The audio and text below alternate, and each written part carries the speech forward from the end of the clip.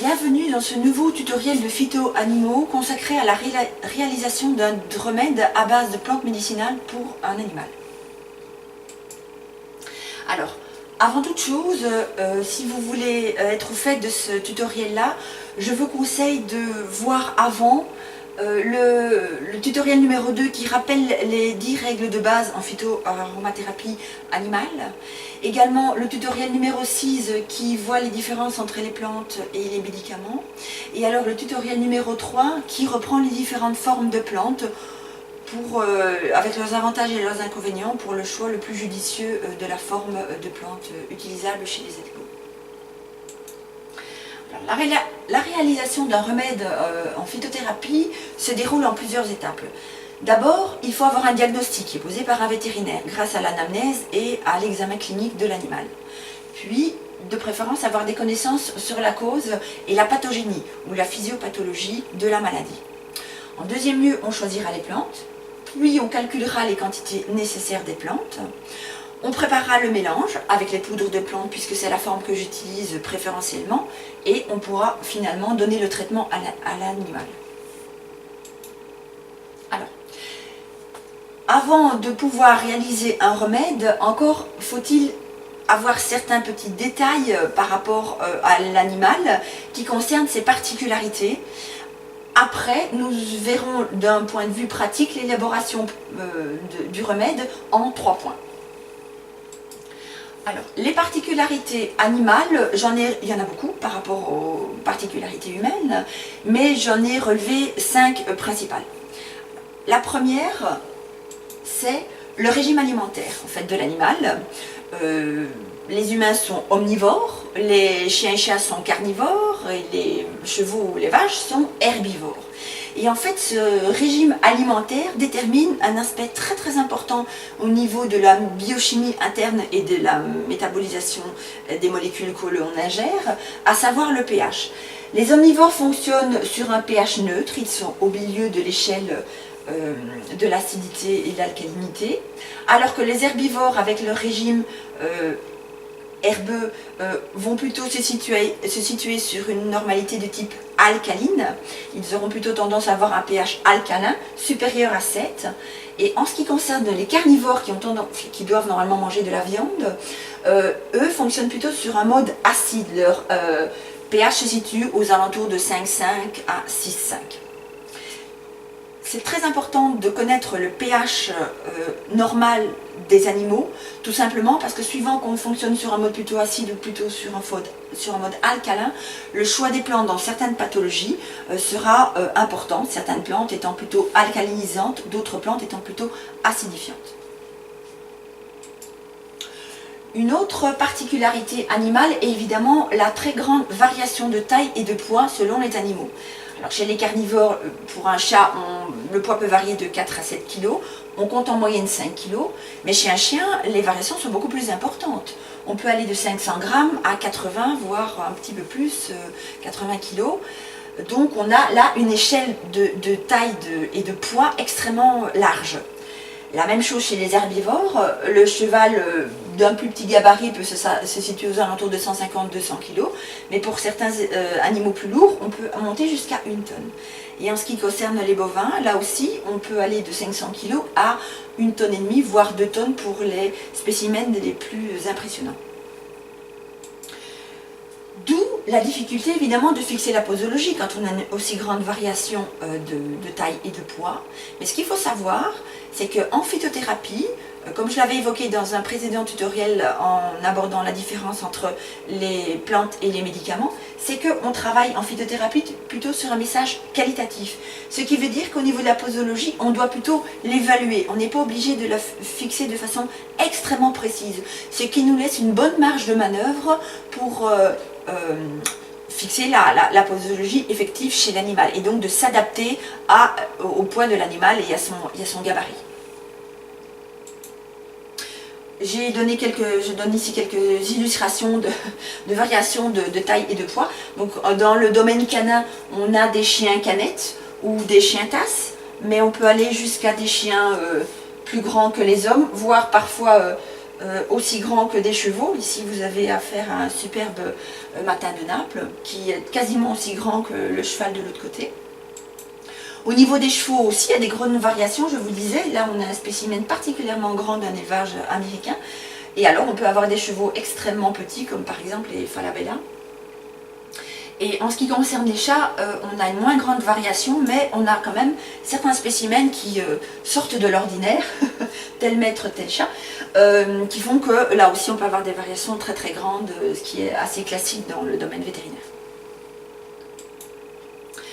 Une troisième particularité animale est l'olfaction et la gustation, donc le sens du goût et de l'odorat. Même si on n'a pas des chats des pisteurs ou détecteurs de drogue, comme c'est le cas des chiens, les chats sont tout aussi bien que les chiens, et donc leur olfaction est absolument exceptionnelle. Ce qui évidemment pose problème dès qu'on veut traiter un animal avec des plantes, parce qu'il va directement le sentir et même le goûter, et a fortiori avec les huiles essentielles.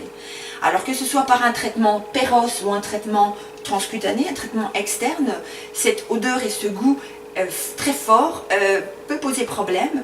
Je vous rappelle que même si vous l'utilisez en usage externe, cela peut incommoder l'animal de par l'odeur, mais également de par le goût, parce que l'animal peut se lécher, le chien qui se lèche ou le chat qui fera sa toilette, et donc il faut toujours avoir dans l'idée que si l'odeur est forte, le goût est fort aussi, et donc ça peut poser problème chez l'animal, qui de toute façon, à un moment donné ou à un autre, va finir par la gérer.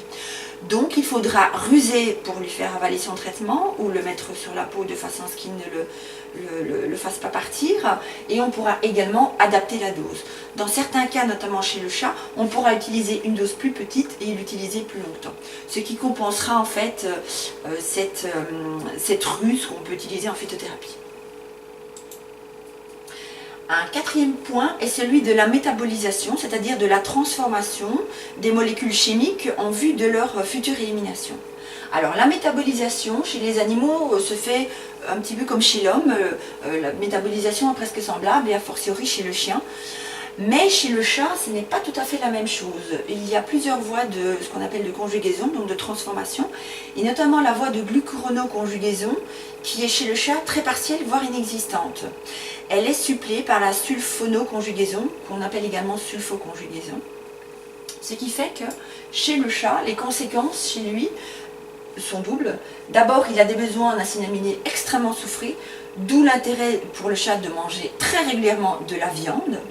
Et un autre inconvénient est le fait que beaucoup de molécules sont toxiques chez lui parce qu'il n'arrivera pas à les métaboliser de par ce manque de glucuronoconjugaison. C'est notamment le cas de toutes les molécules aromatiques qu'on retrouve énormément dans la majorité des huiles essentielles, ce qui explique la toxicité des huiles essentielles chez le chat. Également dans pas mal de molécules liées à une activité anti-inflammatoire. C'est par exemple le cas des molécules dérivées du limonène qu'on retrouve dans les agrumes. C'est d'ailleurs pour ça que le chat déteste les agrumes en général. Présentez-lui une écorce d'orange ou un morceau de citron, vous allez voir sa tête, vous allez tout de suite comprendre qu'il n'apprécie pas. Non seulement il n'apprécie pas de l'odeur, mais il sent que pour lui, ça peut représenter un danger. Il est évidemment toujours possible de recourir à un drainage hépatique si on a un problème de métabolisation, mais l'idéal avant toute chose, et j'en reviens à la première règle de la phytothérapie animale, est à savoir primum non nocere, donc on va à tout prix éviter d'utiliser des molécules potentiellement toxiques, même si on sait que le drainage est une solution en ce qui concerne le foie de l'animal. Avant tout, ne pas utiliser des molécules qui sont difficilement métabolisables par l'animal. Donc ça, c'est une contrainte liée à une des particularités animales. La dernière particularité animale que j'évoquerai ici, c'est l'élimination. Alors, en général, l'élimination définitive pour les animaux se fait par voie essentiellement rénale. C'est d'ailleurs un des émonctoires, un des 5 émonctoires importants. Mais il faut savoir que chez les carnivores, les reins sont véritablement un point faible. Beaucoup de chats décèdent d'insuffisance rénale, beaucoup de chiens aussi finissent leur vie avec une insuffisance rénale. Et donc, ce sont des organes qui travaillent énormément durant toute la vie de l'animal. Et quand on utilise les plantes dont on sait qu'elles vont être éliminées de façon rénale, il vaut mieux faire très attention au choix des plantes phytothérapeutiques qu'on va utiliser. Alors, l'idéal étant évidemment de d'éviter de surcharger ces organes. Donc on fera attention d'un point de vue alimentaire à utiliser un régime trop hyperprotéiné. Mais je ne suis pas tellement tant fâchée sur les protéines en général, je suis surtout fâchée sur les protéines végétales. Parce qu'un carnivore doit manger des protéines animales, mais ne doit pas manger des protéines végétales, qui sont, elles, beaucoup plus délétères pour les reins que ne le sont un éventuel excès de protéines animales. Mais je referme la parenthèse parce que ça fera l'objet d'un sujet plutôt en alimentation. On évitera évidemment tout traitement médical inutile, on évitera le surdosage. Dans ce cas de figure-là, vous comprenez que les cures qui sont beaucoup trop longues et anormalement longues sont totalement inutiles, voire délétères pour l'organe d'élimination que sont les reins. Comme je vous disais, l'idéal étant d'utiliser des cures courtes. Éventuellement, si on doit les renouveler, on fera des cures discontinues. Et là aussi, même si on sait qu'on a possibilité de drainer le rein pour un petit peu améliorer la fonction de ces organes-là, il faudra de toute façon éviter de surcharger en préambule ces organes-là d'élimination. Alors, toutes ces particularités animales ont évidemment un impact sur la posologie, d'un point de vue quantitatif, même si on a vu que là, on pourra aller évaluer cette posologie, et également un impact sur le choix des plantes. Alors, pas tant d'un aspect choix de plantes en général, mais plutôt un choix de plantes en particulier. Je vais vous donner un exemple. Si on veut utiliser des plantes pour le foie, on a énormément de plantes différentes. Donc là, on a toute une liste, artichaut, chardon-marie, fumeterre, radis noir. Mais pour l'usage chez les animaux, la fumeterre et le radis noir sont fortement déconseillés parce que justement, je vous disais, une des particularités animales, c'est la gustation et l'olfaction très importante. Et la fumeterre et le radis noir sont des plantes qui ont un goût et une odeur extrêmement forte. Donc là, d'un point de vue particulier, choix de plantes particulier, il est bon d'avoir bien en tête les particularités animales. Alors, on a vu donc les particularités animales, et bien maintenant on va procéder à la réalisation pratique d'un remède en phytothérapie en 3 points.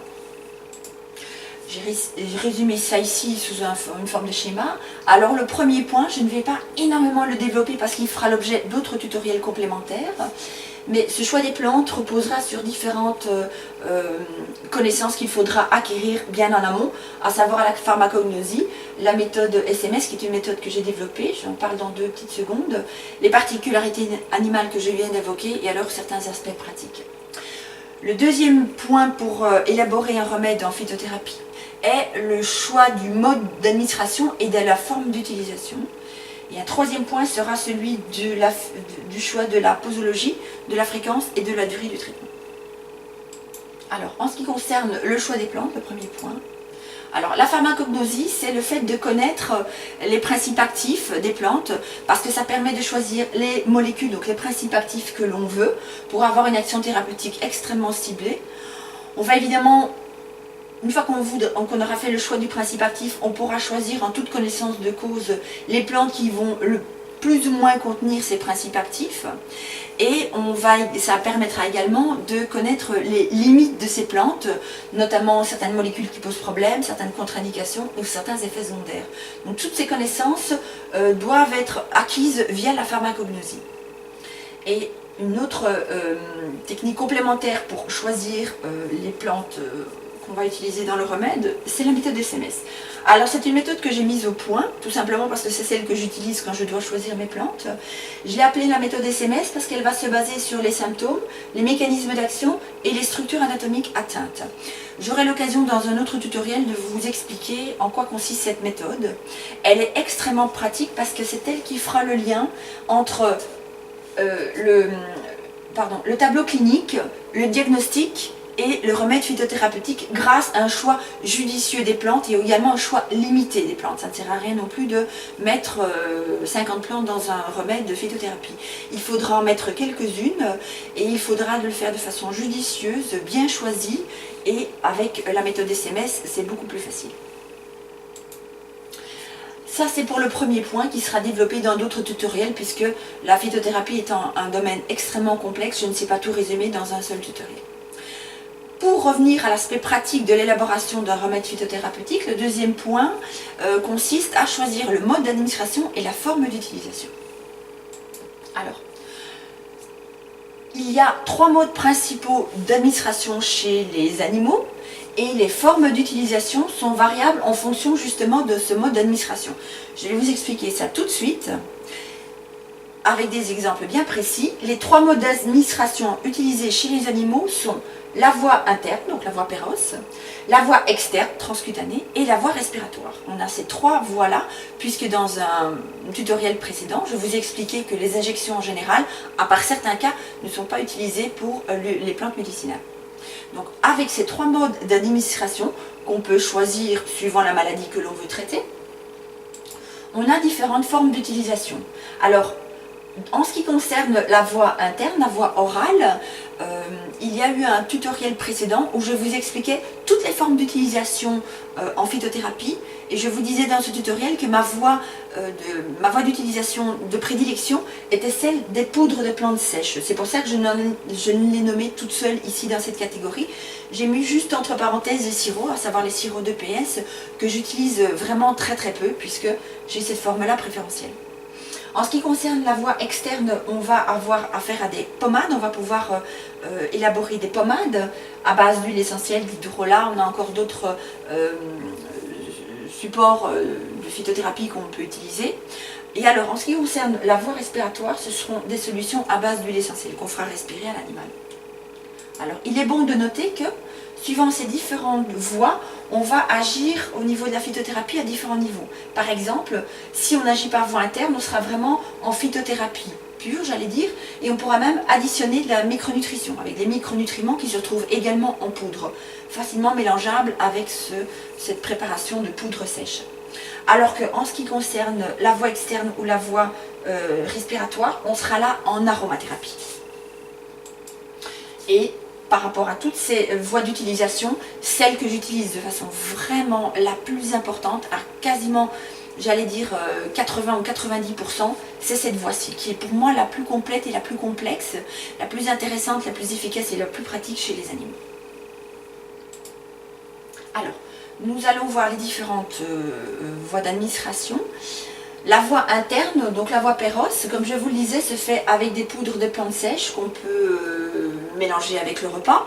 Accessoirement, on peut utiliser des formes liquides type bourgeon glycériné, EPS ou teinture mère, mais avec toutes les réserves que j'ai déjà évoquées dans un tutoriel précédent consacré aux formes d'utilisation des plantes.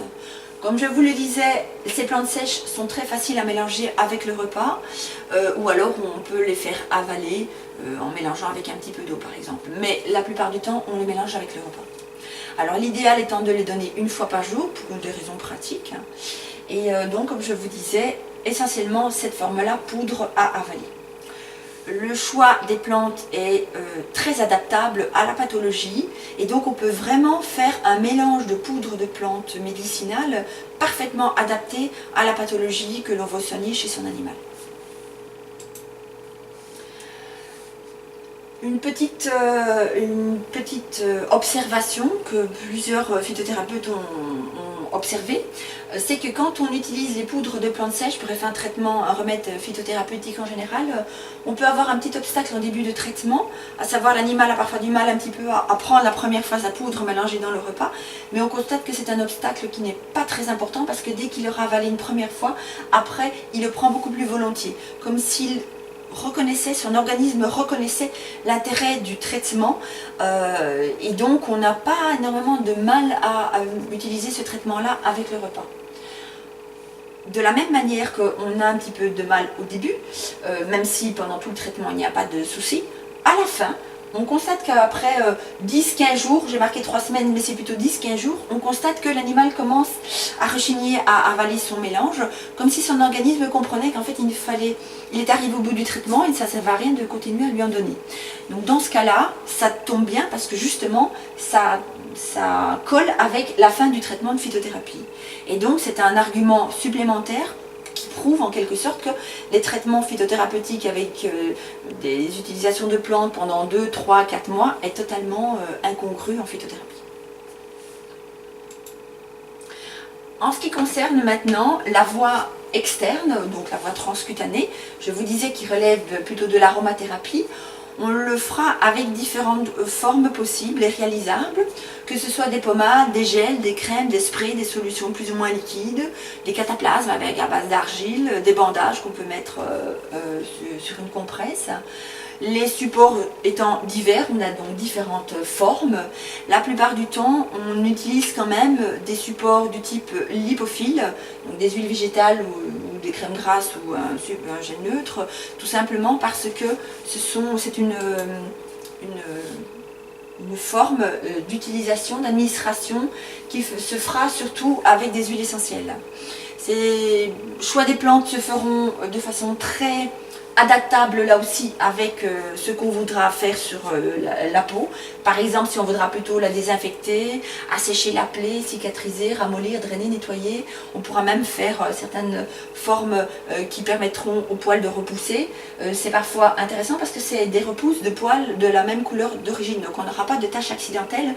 Et pour des éleveurs par exemple qui travaillent avec des animaux de concours, c'est très intéressant, même si la plaie est vilaine au départ, avec ce type de remède naturel, on arrive à avoir une très bonne cicatrisation et une très bonne repousse des poils, sans tache accidentelle, et donc l'animal pourra continuer à faire ses concours par après. Alors, il y a des avantages et des inconvénients pour chacune de ces préparations, c'est-à-dire pour ça qu'on choisira plutôt une forme plutôt crémeuse, plutôt plus ou moins dure, plus ou moins liquide, suivant la zone à traiter évidemment. Il faut quand même bien se dire que même si on utilise une voie externe, il faudra toujours avoir en tête que le chien ou le chat peut se lécher ou se toiletter. Et donc cette voie qui au départ n'est que externe va à un moment ou à un autre finir quand même de façon partielle en voie interne. D'où toujours être très attentif à l'utilisation et au choix des huiles essentielles ou des plantes que l'on veut utiliser par cette voie-là. Toujours avoir en tête que d'une façon ou d'une autre, ça finira au niveau du tractus digestif de l'animal. Donc attention à la métabolisation, à l'élimination et aux effets secondaires de ces plantes-là et des formes d'utilisation comme les huiles essentielles. Ce qui voudra dire que on va utiliser, comme je vous disais, des pommades avec des huiles essentielles, mais on le fera sous forme extrêmement diluée, maximum 5 à 10%. Dans certains cas, on est même aux alentours de 1 ou 2%. Dans de rares cas, on pourra l'utiliser à des concentrations plus élevées, mais il vaut mieux vraiment que cela fasse l'objet d'un remède préparé par un spécialiste, de préférence vétérinaire. Et on pourra également utiliser une forme beaucoup plus sécure, si l'on peut dire, c'est les hydrolats, qui dans ce cas-là sont des formes tellement peu toxiques qu'on peut les utiliser pures. On n'a pas spécialement besoin de les diluer. Le troisième mode d'administration est la voie respiratoire, qui là aussi relève de l'aromathérapie. On peut utiliser cette voie respiratoire de deux manières, ou bien de façon classique par nébulisation. Elle est réalisable chez les animaux, mais elle est relativement peu utilisée parce qu'elle est difficile. En effet, il faut garder le chat en cage, ou alors il faut utiliser un appareil qu'on met sur la tête du cheval. C'est une méthode assez contraignante et qui est parfois source de stress, notamment chez les chevaux qui n'ont pas l'habitude d'avoir un gros casque sur la tête. Ou alors, et ça c'est une technique que moi j'utilise, je détourne la forme transcutanée, en fait, en l'utilisant par voie respiratoire. En fait, le principe consiste à mettre au point une pommade aux huiles essentielles que je vais faire appliquer à l'entrée des narines ou des naseaux chez les chevaux. Et chaque fois que l'animal va respirer, ces huiles essentielles vont pouvoir rentrer par la voie respiratoire. C'est beaucoup moins contraignant, ça marche extrêmement bien, pas chez le chat. On l'a plutôt chez le chien. Malgré tout, le chien va se lécher. Mais c'est vrai que quand on le fait rentrer bien à l'entrée des narines ou des naseaux chez le cheval, l'animal aura un petit peu plus de mal à le lécher et à l'avaler. Et d'une façon assez intéressante, un petit peu comme sur le même principe qu'on avait, je ne sais pas si vous connaissez, la pommade Vicks à l'époque qu'on mettait un tout petit peu à la base ici du nez et qu'on respirait toute la nuit pour éviter les infections respiratoires. Eh bien c'est une méthode que j'ai mise au point et qui m'a déjà permis d'avoir des très bons résultats dans des pathologies respiratoires chez le cheval, notamment même dans le cas d'une gourme chez un cheval par exemple, avec atteinte des poches gutturales où là on arrivait à faire entrer les huiles essentielles par cette voie-là, en plus de la voie transcutanée externe. Comme je vous disais, la forme d'utilisation de cette voie d'administration, ce sont les huiles essentielles, pas chez le chat, ou alors chez lui, de l'hydrolat. Le problème de l'hydrolat, c'est que dans cette voie d'administration, je trouve que les hydrolats n'ont pas la même odeur que les huiles essentielles, et donc on peut suspecter que les principes actifs ne sont pas les mêmes, et donc on n'aura pas la même efficacité thérapeutique. Je vous rappelle les résultats de faire respirer des huiles essentielles chez le chat. Ça bavouille, ça fait peur aux propriétaires et ce n'est pas assez efficace. On le fait une fois, on ne le fera pas deux. Donc on oublie les huiles essentielles chez le chat. À part une toute petite réserve, à part quelques huiles essentielles, notamment ici pour la rhinite ou le coryza du chat, où on peut utiliser l'huile essentielle de Radvinsara. Attention, le Radvinsara, à ne pas confondre avec le Ravinsar. Le Radvinsara, c'est le Cinnamomum camphora, schémotypé 1,8 cinéole. C'est un peu précis, mais c'est parce que c'est justement cette forme-là, cette plante-là qui est utile et sécure chez le chat. On fera respirer le chat, par exemple en mettant le chat sur ses genoux. Vous mettez quelques huiles essentielles de ce type-là dans un bol d'eau chaude qui ne va pas être miscible, mais le but du jeu, c'est avec la chaleur, c'est de faire exalter les odeurs. On tient un bol à plus ou moins 20 cm du nez du chat qui va pouvoir le respirer, et c'est un très excellent remède contre le coryza. C'est un excellent antiseptique des voies respiratoires chez le chat. Pas beaucoup de contraintes et beaucoup d'efficacité. Alors, y a-t-il d'autres modes d'administration, d'autres formes d'utilisation? Ma réponse est non, même si d'autres vétérinaires les utilisent, et je dirais que c'est bien s'ils en sont contents. Personnellement, moi, je n'en ai pas l'intérêt et l'utilisation, l'usage. Par exemple, les tisanes, les infusions et les décoctions, qui sont en fait des infusions des parties plus dures, type racines de plantes. On peut les utiliser avec des plantes fraîches ou des plantes sèches, mais je trouve que ça a plusieurs inconvénients. D'abord, on a du mal, si on part de plantes fraîches, à avoir un bon approvisionnement, ou alors il faut connaître bien les plantes pour pouvoir les cueillir soi-même. Deuxième inconvénient, c'est le temps de préparation. Comme une tisane ne se conserve pas, puisque c'est un support à queue, à base d'eau, on ne peut pas les conserver très longtemps, donc à chaque fois on sera obligé de refaire la préparation. Et le problème, c'est que suivant les grammages qu'on utilise et le temps d'infusion, on va avoir une concentration plus ou moins importante de principes actifs, qui ne sera pas toujours standard de jour en jour. Dernier inconvénient personnellement que je trouve, c'est que la chaleur amplifiera l'odeur et le goût, ce qui peut être un frein pour les animaux. En ce qui concerne d'autres formes, comme je vous disais, les sirops type EPS, personnellement je les trouve très difficiles à faire avaler, et en plus il y a présence d'alcool ou de glycérine suivant la forme d'utilisation. Et en ce qui concerne les autres formes d'administration, les autres modes d'administration, que ce soit les massages, les suppositoires ou les cataplasmes, personnellement je ne les utilise pas parce que je ne trouve pas que ce soit très pratique chez les animaux. Donc, en ce qui concerne l'élaboration d'un remède de phytothérapie, après avoir procédé aux deux étapes précédentes, nous allons entamer la troisième étape qui consistera à choisir la posologie, la fréquence et la durée du traitement. Alors, voici les posologies que j'utilise chez le chien. Pour un chien de moins de 10 kg, on sera aux alentours de 5 grammes par jour, 5 grammes représentant grosso modo une cuillère à café. Pour un chien de 10 à 30 kg, on sera à 10 grammes par jour, ce qui représente 2 cuillères à café.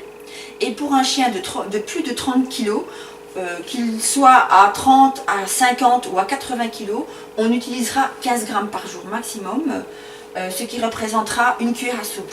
Plus ou moins, parce que suivant la plante, la poudre, les différentes poudres ont différentes densités, et donc dans certains cas, avec certaines poudres, ce sera une petite cuillère à soupe, dans d'autres ce sera une grosse cuillère à soupe, mais on sera aux alentours de cette présentation-là. Les posologies chez le chat sont normalement de 3 à 5 grammes par jour d'un mélange de plantes, ce qui correspond à entre une demi et une petite cuillère à café. Mais il arrive fréquemment qu'à cette posologie-là, le chat le sente et a du mal à la prendre, même mélangée dans la nourriture.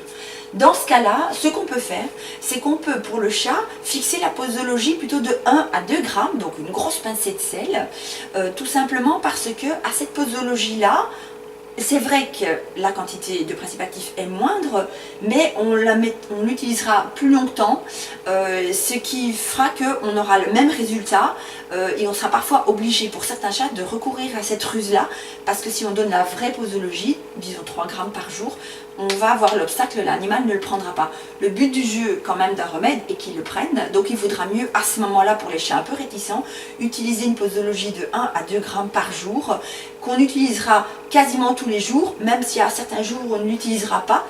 Encore une façon de ruser pour qu'ils ne s'habituent pas au fait d'avoir tout le temps de la poudre, et on l'utilisera sur un temps un petit peu plus long, par exemple 15 jours, 3 semaines.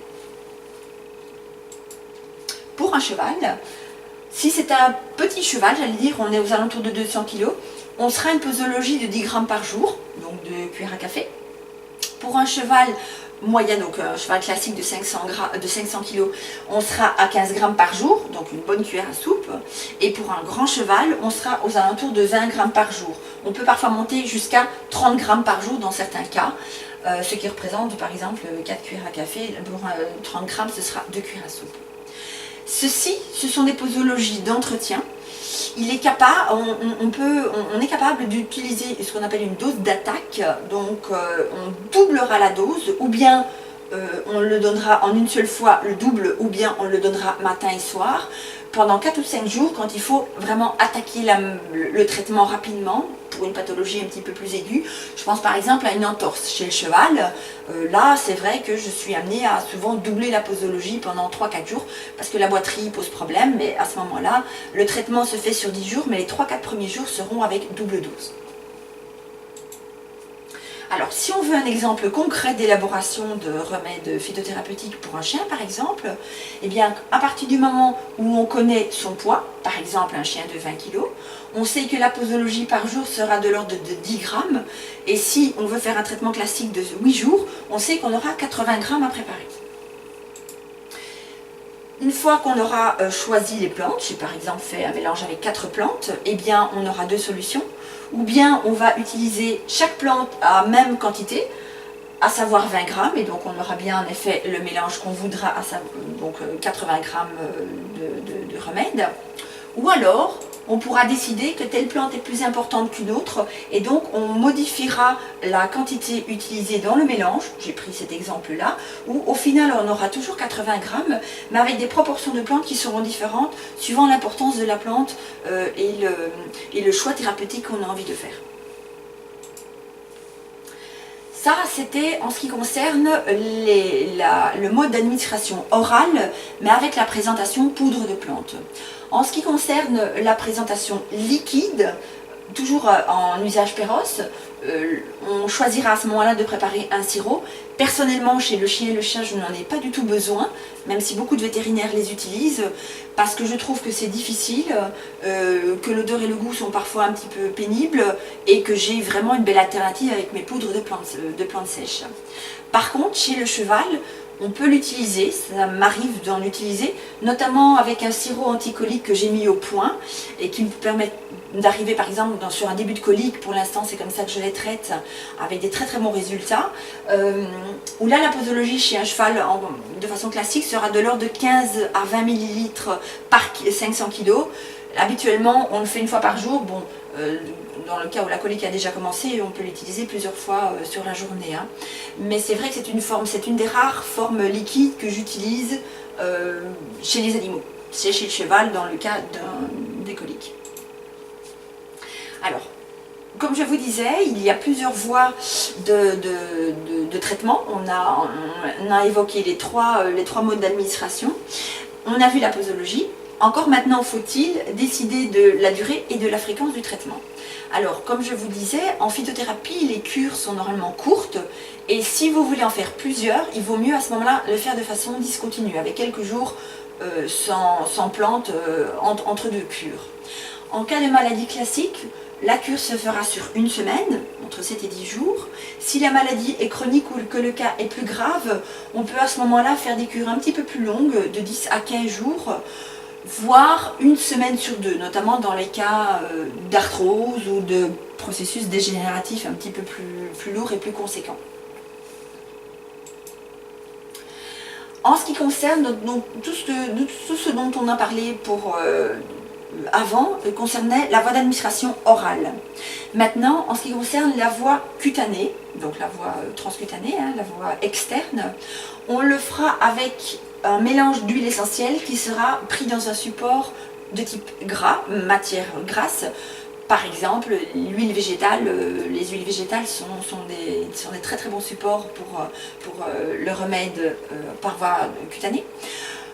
Ces huiles essentielles sont à utiliser de façon diluée, avec maximum 1 à 2% de produits dans le mélange, tout simplement parce que certaines sont toxiques, notamment la dermocausticité. C'est vrai que pour des huiles essentielles qui contiennent beaucoup de phénol ou de cétone, le cétone étant par exemple des neurotoxiques ou des molécules abortives, il vaut mieux les utiliser de façon très diluée. Maximum, je marque 10% pour les huiles essentielles moins agressives. Il est clair que, en ce qui me concerne, j'utilise parfois des huiles essentielles de façon beaucoup moins diluée, mais il faut des bonnes connaissances et franchement c'est pour des cas vraiment assez extrêmes. Donc je ne vais pas plus loin que 10%, on va dire, au niveau de dilution. Et on peut appliquer cette préparation 1 à 2 fois par jour suivant le besoin. Mais tout ce qui concerne l'aromathérapie fera l'objet d'autres tutoriels consacrés vraiment à l'aromathérapie, qui est une sous-branche de la phytothérapie un petit peu vraiment particulière. Alors, pour résumer le côté pratique de l'élaboration d'un remède de phytothérapie, vous avez bien compris que je préfère de très loin les poudres de plantes sèches. Vous avez vu maintenant avec les chiffres que je vous ai donnés et l'aspect pratique, tous les conseils pratiques, qu'il n'est pas très difficile d'élaborer son propre remède en phytothérapie. Mais si vous voulez vous fournir en poudre de plantes sèches, faites attention d'être bien précis dans votre demande, en précisant le nom latin de la plante et la partie de la plante que vous voulez utiliser. Attention aussi à vous fournir auprès de professionnels qui sont sérieux, parce que cela, de ce choix de professionnels, de fournisseurs, va dépendre la qualité et la certitude des plantes que vous allez recevoir. Vous pouvez vous procurer les poudres de plantes sur mon site, le site de Phytoanimaux, www.phytoanimaux.com, où j'offre ces différentes plantes en différents formats, à des prix tout à fait démocratiques, parce que quand on passe par des professionnels, on est parfois amené à devoir prendre des poudres de plantes en grande quantité. On n'a pas toujours besoin de 1 ou 2 kilos pour faire quelques remèdes de plantes pour son chat par exemple. J'espère que ce tutoriel vous aura aidé à avoir les aspects pratiques et vous stimulera à faire vous-même vos propres remèdes de phytothérapie. Je vous souhaite une bonne journée et je vous dis à la prochaine fois pour un autre tutoriel. Au revoir.